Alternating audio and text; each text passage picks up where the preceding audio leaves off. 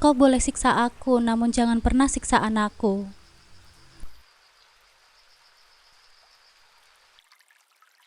Assalamualaikum sahabat Bunda. Semoga Allah selalu memberikan kesehatan dan kebahagiaan untuk kita semua. Buat sahabat Bunda yang sudah subscribe, semoga rezekinya dilancarkan ya. Amin ya robbal alamin.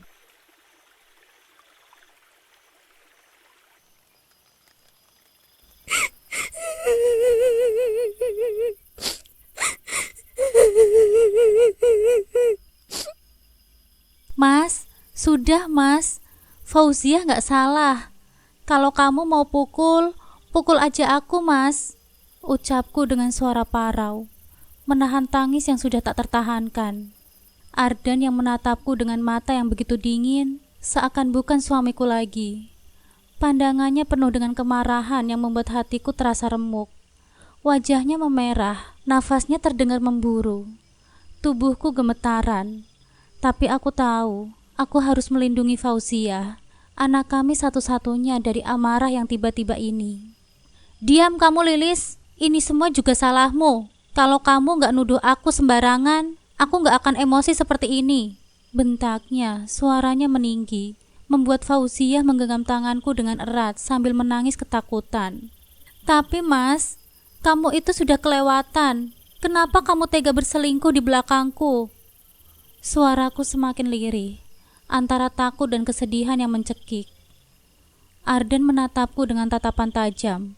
Selingkuh? Selingkuh katamu? Mana buktinya kalau aku selingkuh, ha? Nada bicaranya penuh dengan ancaman, seolah aku yang bersalah. Aku mencoba mengumpulkan keberanian yang tersisa. Ini lipstik siapa, mas? Aku menunjukkan lipstik merah kepadanya. Aku menemukan ini di dalam tas kerjamu, mas. Dan aku yakin ini bukan lipstikku. Wajah Ardan berubah, namun hanya sesaat. Ia cepat menguasai dirinya lagi, dan kini senyum sinis tersungging di bibirnya. Sudah diam kamu. Tuduhanmu hanya bikin aku semakin emosi saja. Sekali lagi kamu berani nuduh aku selingkuh, aku tidak akan segan-segan melakukan hal yang lebih buruk lagi kepada kalian. Teriakannya bergema di seluruh ruangan, sebelum ia berbalik dan melangkah pergi, meninggalkan aku dan Fauzia dalam ketakutan yang luar biasa. Setelah pintu dibanting keras, hening menyelimuti kami. Fauzia masih terisak-isak di pangkuanku. Tubuhnya gemetar. Aku mengelus kepalanya, berusaha menenangkannya meskipun hatiku sendiri terasa porak-poranda. Maafkan mama ya nak, maafkan mama. Air mataku mengalir dengan deras. Di depanku anak kecil yang tidak berdosa harus menyaksikan kebrutalan ayahnya sendiri. Sejak kapan Mas Ardan berubah menjadi seperti ini? Aku terus bertanya-tanya, mencoba mengingat apa yang bisa menyebabkan perubahan sikapnya yang begitu drastis. Sudah hampir sebulan ini, Ardan tak lagi menjadi suami yang penuh kasih sayang seperti dulu. Ia lebih sering pulang larut malam dengan bau alkohol yang menyengat. Wajahnya lelah dan pandangan matanya yang kosong. Setiap kali ada masalah kecil, kemarahannya tidak bisa dikendalikan. Tak jarang ia meluapkan amarahnya padaku. Namun malam ini ia memukul Fauzia. Sesuatu yang tak pernah kubayangkan bisa dilakukan oleh seorang ayah. Aku tahu ada sesuatu yang salah. Semakin hari, Ardan semakin jauh, dan aku merasa ada dinding tinggi yang menghalangi kami. Keberadaanku dan Fauzia seolah tak lagi penting baginya. Dan bukti lipstik merah itu, bukti yang kecil namun cukup untuk membuatku yakin ada yang disembunyikannya dariku. Padahal jika mengingat dulu kehidupan kami terasa begitu sempurna, seperti keluarga kecil yang bahagia dan utuh. Jika ku ingat-ingat, selama 7 tahun pernikahan kami, hampir tidak pernah ada konflik yang besar. Ardan selalu menjadi sosok suami yang perhatian dan ayah yang lembut untuk Fauzia, anak kami satu-satunya yang kini berusia 6 tahun. Kami sering menghabiskan akhir pekan bersama, bermain di taman, atau sekedar makan malam sederhana di rumah sambil bercanda. Ardan selalu punya cara untuk membuat kami merasa istimewa, bahkan dengan rutinitasnya sebagai pegawai bank swasta yang kadang menguras waktu dan tenaga. Gaji Ardan sebesar 6 juta rupiah sangat cukup bagi kami. Hidup kami memang tidak mewah, tetapi selalu berkecukupan. Aku sendiri hanya seorang ibu rumah tangga, sibuk mengurus rumah dan Fauziah. Seringkali aku menyibukkan diri dengan membuat makanan ringan yang aku jual secara online untuk mengisi waktu luangku, meskipun hasilnya tidak terlalu besar. Kegiatan ini cukup memberiku kesenangan, dan Ardan selalu mendukungku. Ia sering mengatakan, "Ya sudah, gak apa-apa. Yang penting kamu senang, Lis." Semua terasa begitu sempurna, penuh kasih sayang, tanpa pernah terfikir olehku bahwa kami akan menghadapi badai yang bisa menggoyahkan rumah tangga kami. Sejak 7 tahun menikah, aku tidak pernah menyangka bahwa Mas Ardan akan menyembunyikan sesuatu dariku. Awalnya, perubahan kecil terlihat saat dia pulang kerja dulu. Aku selalu membantunya melepas sepatu, menggantung kemeja, dan menyiapkan segelas air untuknya. Semua itu adalah rutinitas yang kami jalani dengan penuh kehangatan. Namun entah sejak kapan, Mas Ardan mulai menolak bantuanku dengan sikap yang dingin. Ketika aku mendekatinya, dia hanya menyuruhku untuk pergi dan menjauh, seolah kehadiranku malah mengganggunya. Keanehan itu semakin terasa ketika uang bulanan dari Mas Ardan mulai berkurang. Seringkali tidak mencukupi untuk kebutuhan kami. Jika dulu ia memberiku uang dengan cukup untuk biaya rumah tangga dan kebutuhan sekolah Fauziah, sekarang malah sebaliknya. Setiap kali aku menghitung dan menyusun anggaran, uang yang tersisa selalu tidak memadai. Bahkan beberapa kali Mas Ardan datang memintaku mengembalikan bagian uang bulanan yang sudah kuberikan kepadanya. Aku tidak tahu kemana uang itu pergi. Selama ini, setahuku Mas Ardan tidak pernah memiliki hobi atau kebiasaan yang boros. Dia jarang keluar rumah, dan aku tidak pernah melihat tanda-tanda dia membeli barang-barang baru. Namun uangnya selalu habis begitu saja. Pertanyaanku tentang ini seringkali hanya dibalasnya dengan jawaban yang singkat, atau bahkan kemarahan. Kecurigaan mulai merayap di hatiku. Namun aku berusaha untuk menepisnya, mencoba berpikir positif bahwa mungkin ini karena pengelolaan keuangan yang tak sengaja tergelincir. Namun yang paling menyakitkan adalah perubahan sikapnya. Mas Ardan yang dulu selalu lembut, kini tak lagi memiliki kesabaran. Setiap kesalahan kecil yang aku lakukan, bahkan hal-hal sepele, bisa memancing kemarahannya. Jika dia pulang dalam keadaan lelah atau stres, aku harus ekstra hati-hati untuk tidak memancing emosinya. Mungkin jika hanya aku yang menjadi sasaran kemarahannya, aku masih bisa bertahan dan menahan diri. Aku sudah menerima bahwa terkadang aku mungkin salah, dan aku bisa memaklumi kesalahan manusiawi. Namun ketika kemarahannya mulai ditunjukkan kepada Fauziah, aku merasa ada garis yang tak boleh dilanggar. Sebagai seorang ibu, melihat anakku diperlakukan kasar adalah pukulan terberat bagiku. Fauziah, anak perempuan kami yang lugu dan tak pernah ikut campur dalam konflik, seringkali ikut merasakan dampak dari perubahan sikap Mas Ardan. Satu kali aku menyaksikan sendiri ketika Fauziah berlari mendekati ayahnya dan memeluknya, berharap bisa menenangkan Mas Ardan. Namun alih-alih memeluk kembali, Mas Ardan malah mendorongnya dengan kasar hingga Fauziah terjatuh. Hatinya yang rapuh terluka, dan hatiku juga ikut hancur saat melihat wajah takut di mata Fauziah.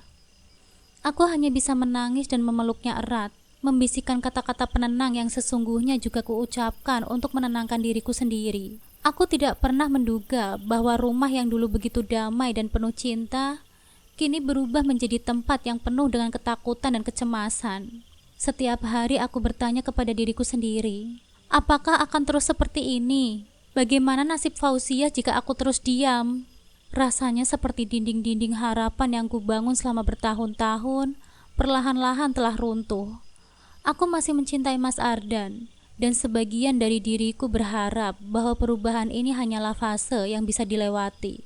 Namun di sisi lain, aku tak sanggup membiarkan Fauziah terus-menerus terluka. Aku mungkin bisa menerima perlakuan kasar jika itu hanya menimpaku. Namun saat anakku yang menjadi korbannya, aku tahu bahwa aku tidak bisa terus berpangku tangan. Setiap malam Mas Ardan pulang dalam keadaan yang penuh kekesalan. Wajahnya tegang dan sorot matanya tak lagi ramah, seolah-olah seluruh dunia ini adalah musuhnya. Bahkan pernah satu kali, aku mencium aroma alkohol yang begitu menyengat saat dia pulang dalam keadaan mabuk. Mas Ardan yang dulu begitu lembut dan penuh perhatian, kini telah berubah menjadi sosok yang nyaris asing bagiku. Aku terus mencoba memahami apa yang terjadi. Aku bertanya kepada diriku sendiri, apa salahku? Apakah aku tidak cukup sebagai istri?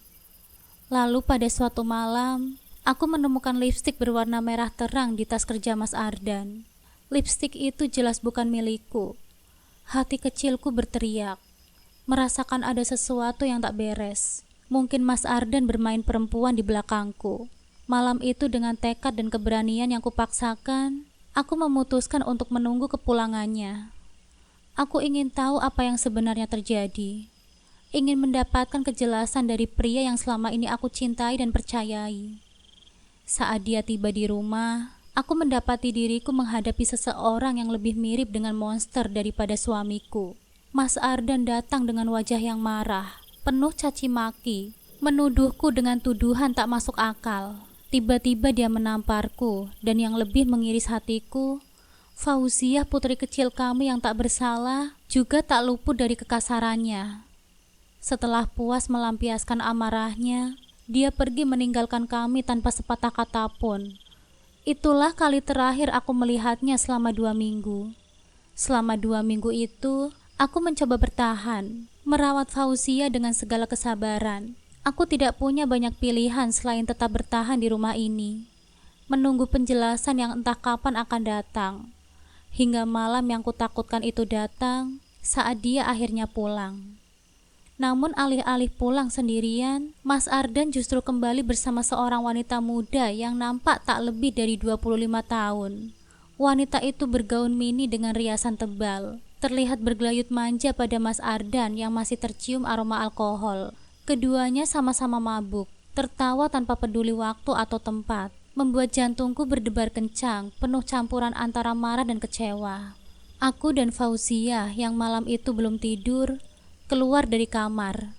Dengan keberanian yang tersisa, aku memandang keduanya di depan pintu. "Mau apa kalian di sini?" tanyaku menahan tangis sambil berusaha tegar. Mas Ardan tertawa, matanya tajam penuh ejekan. "Rumah ini bukan rumahmu. Jangan banyak omong, ini adalah rumahku. Dan aku akan mengusir kalian malam ini juga." Aku memandangnya dengan mata yang memohon, mencoba menyadarkannya. "Mas, jangan gila kamu, Mas. Aku ini istrimu. Kita sudah bertahun-tahun menikah, Mas. Sadarlah." "Istri?" Mas Ardan tertawa pahit sambil menunjuk wanita muda di sampingnya. "Ini istriku sekarang. Kamu dan anak ingusan ini cepat pergi dari rumahku." Fauziah yang sejak tadi diam dengan mata yang berkaca-kaca, tiba-tiba memberanikan diri melangkah maju. "Ayah, sadar ayah. Aku ini anak ayah," katanya sambil memukul-mukul perut Mas Ardan dengan kepalan tangan kecilnya.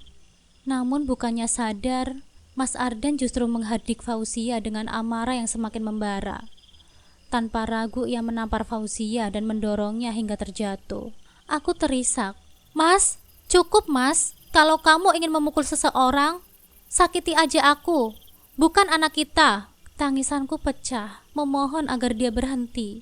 Namun Mas Ardan hanya tertawa sinis, tak lagi menunjukkan rasa kasihan ataupun kepedulian.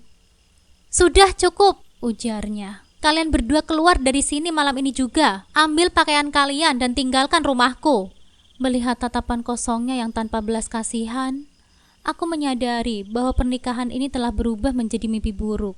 Dengan tangan yang gemetaran, aku bergegas ke kamar, membereskan pakaian kami berdua sambil terus menangis.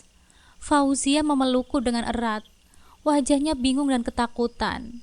Dalam hati aku berjanji pada diriku sendiri dan Fauziah bahwa aku akan melindunginya.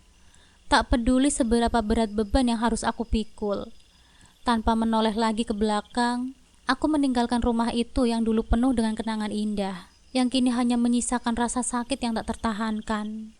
Saat aku dan Fauziah tiba di rumah orang tuaku, kami disambut dengan kehangatan yang segera membuat hatiku lega.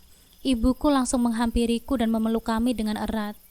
Sementara ayah memandang kami dengan mata yang berkaca-kaca, tak sanggup berkata-kata. "Ibu, ayah, aku sudah tidak kuat lagi," ucapku dengan suara bergetar. mencoba menahan tangis yang sejak tadi kupendam. Ibuku mengelus kepalaku. Suaranya lembut penuh kasih. "Nak, kenapa tidak bilang dari dulu? Kenapa harus menanggung semuanya sendirian?" katanya sambil sesekali terisak, memandang wajahku dan Fauzia dengan penuh iba. "Iya Lilis," tambah ayah yang kemudian memeluk kami. "Ini rumahmu juga. Ayah dan ibu akan selalu ada untukmu dan Fauzia." Fauzia hanya bisa menangis dalam pelukanku, sesekali memegang tangan ibu. Aku tahu dia masih terlalu kecil untuk memahami sepenuhnya apa yang terjadi, tetapi kesedihan yang dialaminya jelas terasa. "Ayah, ibu, maafkan aku. Aku tidak mau menyusahkan kalian. Tapi aku tidak punya pilihan lain," jawabku sambil menyeka air mataku. Ibu menatapku penuh empati, lalu menepuk bahuku. "Kamu tidak usah meminta maaf, Lilis. Kita itu keluarga. Kamu dan Fauzia akan selalu punya tempat di sini." Setelah itu aku dan Fauzia tinggal di rumah orang tuaku. Hari-hari pertama penuh dengan proses pemulihan. Bukan hanya untukku, tetapi juga untuk Fauzia yang masih berjuang menghadapi trauma. Orang tuaku pun sangat perhatian, selalu membantuku mengalihkan perhatian Fauzia dari pengalaman buruk itu. Di tengah-tengah usahaku untuk bangkit, aku mulai kembali fokus pada hobiku, membuat makanan ringan. Kegiatan ini tidak hanya menjadi penghasilan tambahan, tetapi juga memberiku waktu berkualitas bersama Fauzia, yang sangat antusias membantu mengemas dan merapikan makanan-makanan yang aku buat. Bersamanya, aku merasa semangatku perlahan kembali. Selain itu, aku pun lebih memperhatikan pendidikan Fauzia. Aku mendaftarkannya ke sekolah terdekat yang suasananya hangat dan nyaman. Setiap pagi, kami berangkat bersama-sama, dan aku selalu memastikan Fauzia merasa aman dan ceria di sekolahnya. Selama aku menjalani bisnis, Fauzia mulai menunjukkan perkembangan yang baik di sekolahnya. Ia menjadi lebih ceria dan mudah bergaul dengan teman-temannya. Guru-gurunya sering mengabari betapa rajin dan cerianya Fauzia, yang membuat hatiku semakin tenang. Sore hari setelah Fauzia pulang sekolah, kami sering menghabiskan waktu di dapur untuk membuat pesanan makanan ringan. Fauzia selalu antusias, terutama saat kami membuat kue-kue yang bisa dihiasi sesuai dengan keinginannya. "Bu, aku yang kasih toppingnya ya Bu," kata Fauzia suatu hari dengan senyum lebar, sambil meraih potongan coklat untuk menghias kue yang baru selesai dipanggang. "Tentu saja sayang," jawabku sambil tersenyum, ikut merasa bahagia melihat semangatnya yang kembali pulih. "Kamu memang punya bakat jadi chef kecil ya."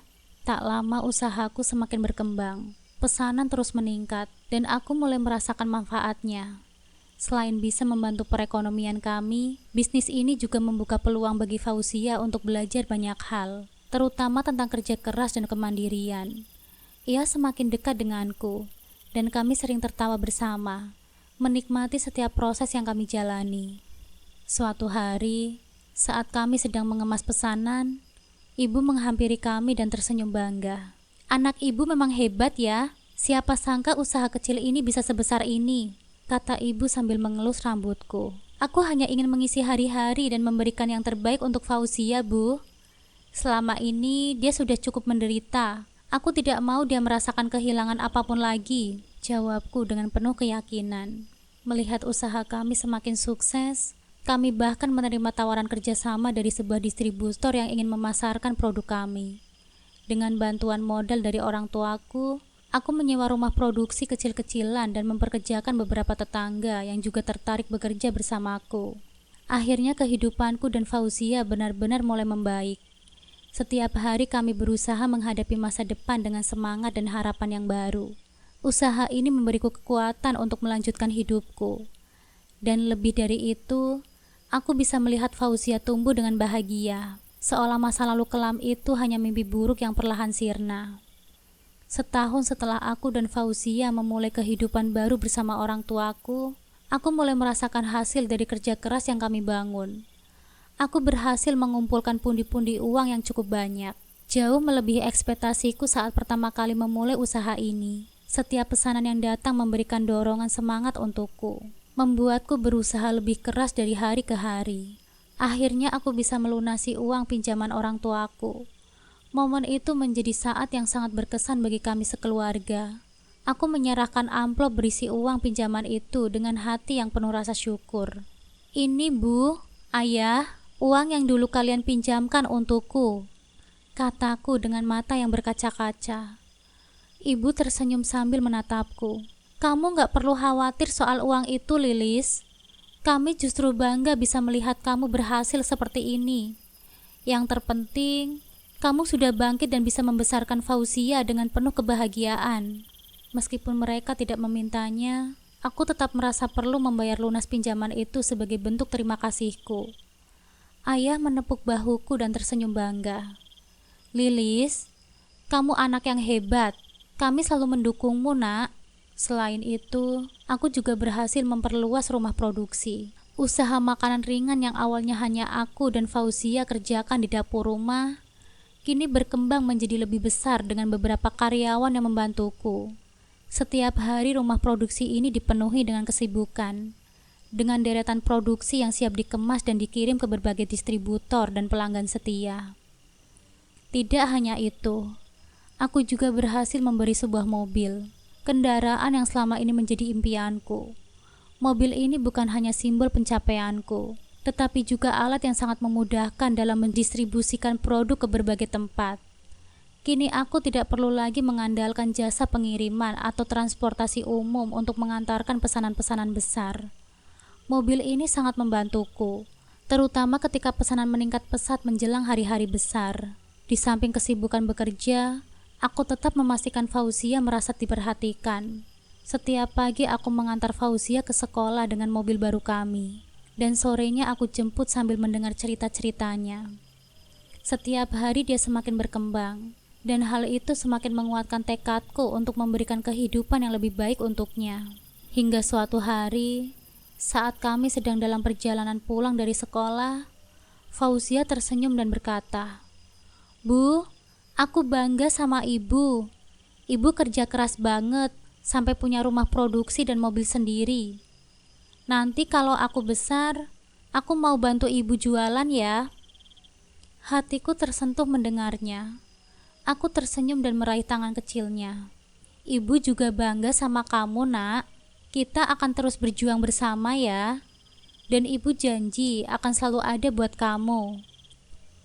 Perkataan Fauzia menjadi pengingat bagiku bahwa kerja keras ini bukan hanya untuk diriku sendiri, tetapi juga untuk masa depan kami berdua. Aku merasa bersyukur atas semua yang telah kami capai.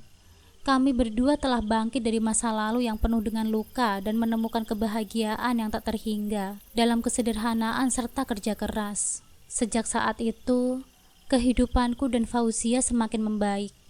Usaha kami semakin dikenal, dan aku mulai merencanakan untuk membuka cabang produksi di kota lain agar bisa lebih banyak menjangkau pelanggan.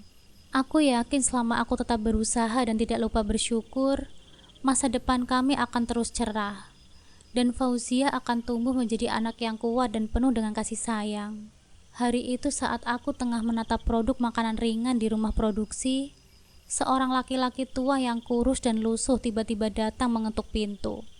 Matanya nampak letih, rambutnya sudah mulai memutih sebagian, dan kumis serta jenggot panjangnya menunjukkan bahwa ia makin tidak peduli lagi dengan penampilannya. Aku tidak mengenalinya seketika, namun ketika dia berbicara, suara itu mengguncang ingatanku. "Assalamualaikum, Lilis," katanya dengan nada yang lirih. Hatiku berdegup kencang. Aku terdiam beberapa saat, mencoba memahami sosok yang berdiri di hadapanku. Dengan tatapan yang penuh luka, aku akhirnya menyadari bahwa orang itu adalah Mas Ardan, laki-laki yang dulu pernah membuat hidupku terpuruk dan hancur. Aku menyilangkan tangan di dadaku, menatapnya dari ujung kepala hingga kaki dengan ekspresi dingin. "Waalaikumsalam. Untuk apa kamu kesini, Mas Ardan?" tanyaku dengan datar, berusaha menahan kejengkelan yang tiba-tiba meluap. Dia menunduk, lalu mengangkat pandangannya lagi dan berusaha mencari sisa rasa iba dalam diriku. "Lilis, aku tahu ini sulit bagimu, tapi aku benar-benar dalam kesulitan sekarang. Rumahku sudah kujual, dan wanita yang dulu bersamaku, dia juga sudah pergi meninggalkanku. Aku tak punya siapa-siapa lagi, Lilis." Aku tertawa sinis, lalu menatapnya dengan mata yang menyempit. Oh, jadi setelah semua yang kamu lakukan, sekarang kamu datang ke sini. Setelah memilih meninggalkan kami demi perempuan itu, sekarang kamu meminta bantuan dariku. Menarik sekali ya, Mas. Dia menarik nafas dalam-dalam, seakan mencoba menahan rasa sakit dari ucapanku. Lilis, aku tahu aku salah. Aku tahu aku bodoh meninggalkanmu dan Fauzia. Aku hanya ingin mendapat kesempatan untuk memperbaiki semuanya. Aku mendekat, menatapnya dengan penuh kebencian. Kesempatan untuk memperbaiki? Sungguh, Mas, kamu yang dulu dengan tega mengusir kami seperti barang yang tak berharga. Dan sekarang kamu datang ke sini, berharap mendapatkan pengampunan, mengharapkan simpati setelah semua yang kamu lakukan. Wajahnya terlihat semakin tertekan. Aku benar-benar menyesal, Lilis. Aku tahu aku sudah mengabaikan kalian. Aku kehilangan semuanya. Dan aku menyadari betapa berharganya kamu dan Fauzia. Aku menggelengkan kepala sambil tersenyum dingin. Lucu sekali kamu ya, Mas.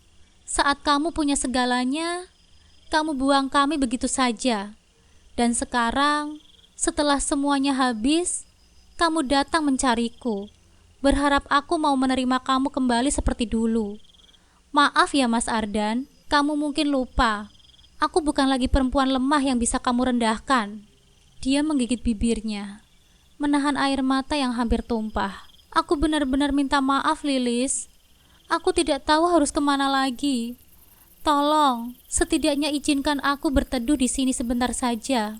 Aku tertawa sinis lagi. Lalu aku berkata, Mas Ardan, kamu tahu kenapa aku berhasil sampai ke titik ini, Mas? Karena aku belajar dari caramu untuk memperlakukan kami.